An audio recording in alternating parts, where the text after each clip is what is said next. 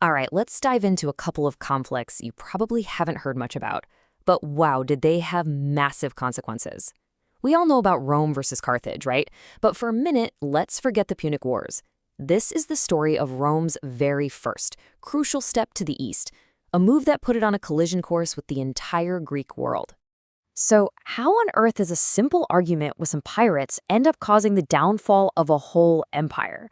I know, it sounds like something out of a movie, but that's pretty much what happened here. This is a story about ambition, betrayal, and honestly, a whole lot of unintended consequences.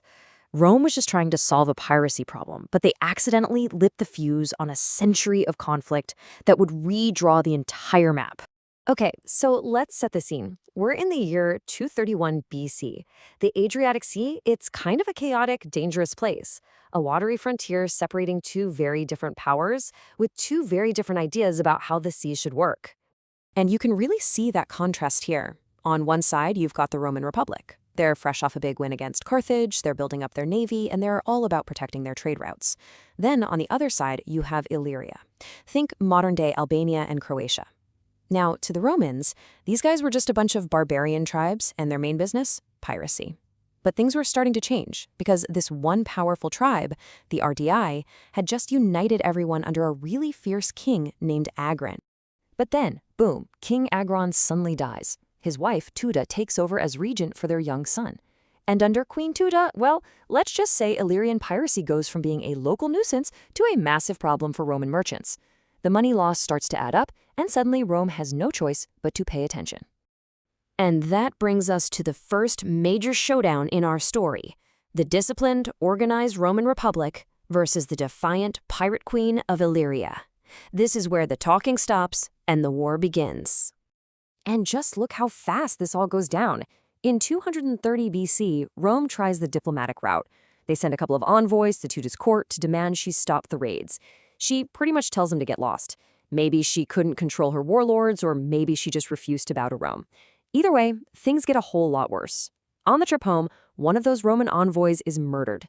To Rome, that was the ultimate insult. The very next year, they declare war. By 228, it is all over. And Rome's response was, well, it was overwhelming. They sent 22,000 soldiers and a fleet of 200 warships. This wasn't just a slap on the wrist. This was a full-scale invasion designed to send a crystal-clear message. The Illyrian pirates, they never even stood a chance. So Teuta was completely crushed. Her kingdom was shattered, and she was forced to sign this humiliating peace treaty. Rome solved its pirate problem, case closed, right? Not so fast.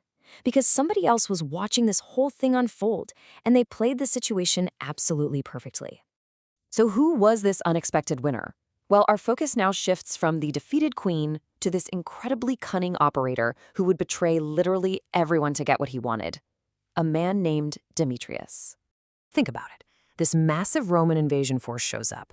One Illyrian governor doesn't fight. He sees his chance. He immediately flips, hands over his territory, and basically presents himself as Rome's newest, most loyal buddy. So who was this guy? His name was Demetrius of Pharos. He totally betrayed his queen to get in good with the Romans. And you know what? It worked like a charm. The Romans didn't really want to occupy Illyria themselves, so they rewarded him by making him the ruler of a client state, basically a buffer kingdom that was officially allied with Rome. He was now their man on the inside. And this is where you really see his political genius. While Rome was totally distracted fighting wars up in Gaul, Demetrius used their friendship as a shield. First, he used Roman backing to get a firm grip on power. Then, he marries the mother of the young Illyrian king, which makes him the new regent. And just like that, he had rebuilt the exact same powerful Illyrian kingdom that Rome had just paid in blood and treasure to tear down.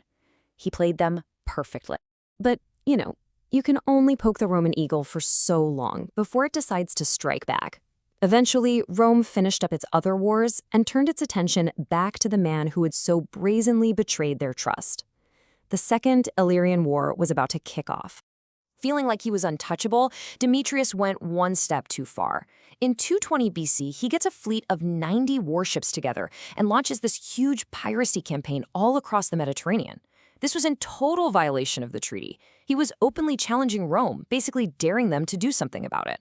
Rome's response this time? It was terrifyingly fast. No more negotiations. They sent another army, and it took them just 7 days to capture Demetrius's main fortress, a place called Dymalum. The Romans were not playing games anymore. The war was over almost as soon as it began. In one final, decisive raid on his home island of Pharos, Demetrius was completely outmaneuvered, cornered. His defeat was guaranteed. And in this final moment, he showed everyone his true colors. He didn't make some heroic last stand. Nope. He used hidden ships to flee, leaving his wife and his children behind to be captured by the Romans who were storming the island. And it didn't stop there. He left his soldiers, his subjects, everyone, all to their fate. He saved himself, and he sacrificed his entire kingdom to do it. And this is where the story gets so much bigger, because it doesn't just end with Demetrius escaping, oh no. His next move would kick off a chain of events far bigger than some little pirate kingdom. A domino was about to fall. So where did he run? He fled east, to the court of the most powerful man in the Greek world, King Philip V of Macedon. He was welcomed as an expert on Roman military tactics and quickly became one of Philip's most trusted advisors. And what was his constant advice? War. War against the Romans who had taken everything from him. He planted the seed of hatred right in the heart of Rome's next great rival. Now, this next part is absolutely crucial. After totally crushing Demetrius, what did Rome do? They packed up and they went home. For the second time, they pulled every single one of their soldiers out of the region. They weren't an empire of occupation. Not yet, anyway. See, they didn't need to leave soldiers behind. They left something far more powerful, a message. And that message was that Roman power now had a very, very long reach. They could, and they would, intervene east of the Adriatic anytime they felt their interests were threatened. The shadow of the evil now fell over all of Greece. And so we end right back at this question. Rome thought it was just cleaning up a pirate problem in its own backyard. But in doing that, they created this bitter, vengeful enemy in Demetrius, who then went and poisoned the well with Macedon. So had Rome, in solving one small problem, just accidentally started a much, much bigger fight that would eventually lead to the conquest of the entire Greek world?